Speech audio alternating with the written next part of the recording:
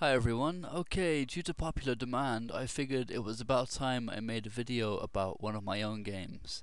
Yesterday was round 3 of a tournament I'm playing in at Phibsborough Chess Club in Dublin, which is about a 3-hour journey from where I live. After losing a 1 game in a time scramble in the first round and blundering away the second game, last night's game was fairly crucial. My opponent was Noel Quinn, who plays for Selbridge in the club circuit. I had the white pieces and opened with e4, as normal for me. My opponent answered symmetrically with e5, and I briefly considered going into a king's gambit, but thought better of it and instead played knight f3, welcoming a rouleau pez with knight c6 and bishop b5. And my opponent played Morphy's move, a6, and after bishop a4 continued with bishop c5, which I believe is the classical defense deferred to the rouleau pez. I'm used to the main line bishop e7, which I'm pretty sure is a sounder move, so already at move 5 anyway I was playing over the board, and one of the immediate problems for my opponent, having played bishop c5, is that I can now play d4 at the right time, gaining a stronger center with tempo because the bishop's on c5. So I prepared that move immediately with c3, and although this would be a good square for my knight c3, it's fairly common in the rouleau pez for the knight that starts on b1 to go to d2, as I'm sure many of you know. And it's important to note here also, it's a fairly common kind of trap or misconception in the rouleau pez that bishop takes c6 instead of c3 there doesn't win a pawn, because after d takes c6, knight takes e5, in this position with the bishop on c5, there's bishop takes f2 check, king takes f2, and queen d4 check, winning back the material and gaining a better position. But queen d4 is always possible after knight takes e5 in the rouleau pez. If d takes e6, knight takes e5, there's also queen g5, forking the knight and the pawn on g2, so it's an illusion, that threat in the rouleau pez. But anyway, to get back to the game continuation, I've just played c3, and he played b5, and I played bishop c2, which is another reason for having played c3 the move before, so that I can get my bishop to this square. I thought about moving it to b3 instead, but I didn't want him being able to play knight f6 with tempo. For example, if bishop b3, one line goes knight f6, and best play continues d4, e takes d4, e5, knight e4, bishop d5, and my opponent has a few interesting routes to go down. Knight takes f2 is interesting, which gains 3 pawns for the knight, and also f5 is sharp. In any case, he's getting lots of activity, which is something I always like to keep to a minimum if I can, which is one of the reasons why I played bishop c2 instead at this stage.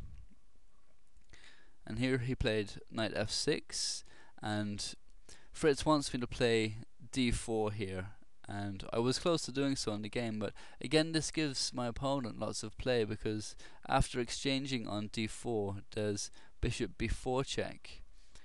For example, if d4 now, e takes d4, c takes d4, bishop b4 check, knight b d2, d5 is best play for him now, and for me it would be e5, now knight e4, and once again he's getting the opportunity for strong moves and attacking chances, and I could avoid this by castling before playing d4, and so that's what I went for.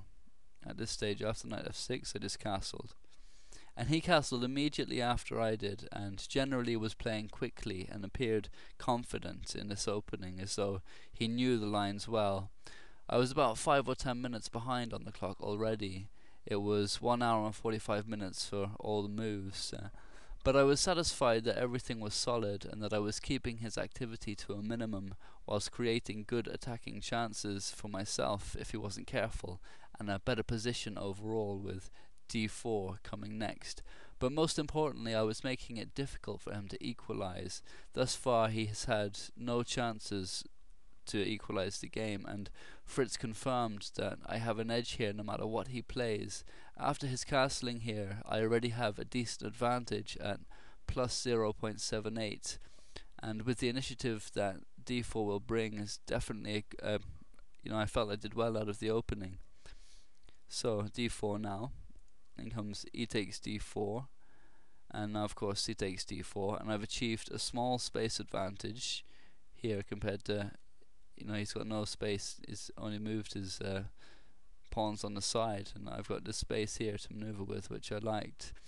And also have the ideal pawn center with pawns on d4 and e4. He's only got one center pawn, and they gain it with tempo because his bishop on c5 has to move. So I was fairly happy with my position thus far, and my opponent was spending a long time on this move, and I got up and went for a walk hoping that he wouldn't play bishop e7, and in post-mortem he said that he was thinking about bishop b6, which makes more sense than bishop e7 because it doesn't involve a loss of tempo, and I would have been very happy with that. Let's have a look. If bishop b6, and in this position what should immediately spring to mind, if you remember the series I did on lessons from Capablanca, is that I now have a winning attack with e5, and after knight d5 or knight e8, bishop takes h7 check.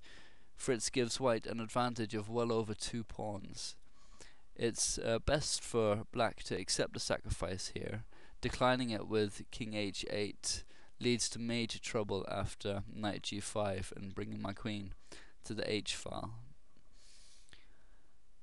So now king takes h7 and knight g5 check forces king g6. If instead king g8, queen h5, he has to give up his queen in order to avoid the mate. Moving his rook won't work.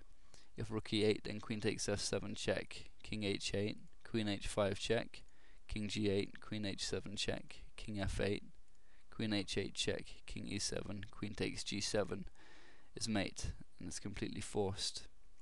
So knight g5 check, king g6, now h4, followed up with queen d3 check, is lethal.